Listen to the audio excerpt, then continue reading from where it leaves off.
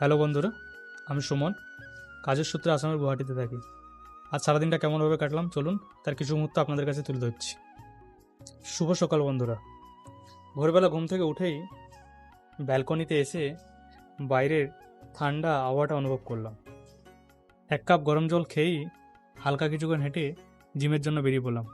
যেহেতু জিমটা আমার রুমের সামনেই, পায়ে হাঁটা 1 মিনিটেরই পথ, তাই দেখতে দেখতেই জিমে পৌঁছে গেলাম। জিমে গিয়ে প্রায় 1 ঘন্টা ধরে মন দিয়ে ব্যায়াম করলাম। ঘাম ঝরিয়ে বেশ চনমনে লাগছিল। ফেরার পথে ডেকেথলনের সামনে দেখলাম বাচ্চারা ছোটাছুটি করছে। সত্যি বলতে ওদের দেখে নিজের ছেলেবেলার কথা মনে পড়ে গেল। তারপর রুমে এসে স্নান করে গরমাগরম আলুর পরোটা খেয়েই গোডাউনের উদ্দেশ্যে বেরিয়ে পড়লাম। যাওয়ার সময় সঙ্গে নিয়ে নিলাম জলের খালি জারটি, কারণ পথে যাওয়ার সময়ই দোকানটি পড়ে যেখানে আমি জলের জারটি দিয়ে গোডাউনের দিকে বেরিয়ে যাব। বলতে বলতেই কিছুক্ষণের মধ্যে জলের জারটি দিয়ে আমি আমার গোডাউনে পৌঁছে গেলাম। গোডাউনে কিছুক্ষণ সময় কাটানোর পরেই আমি পৌঁছে গেলাম ট্রান্সপোর্টের অফিসে, কারণ ওখানে একজন কলকাতা থেকে অফিসার এসেছিলেন, ওনার সঙ্গে মিটিং ছিল।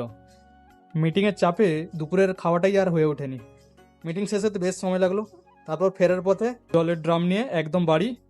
এই ছিল সারাদিনের আমার কেটে যাওয়া মুহূর্তগুলি। কেমন লাগলো কমেন্ট করে অবশ্যই জানাবেন।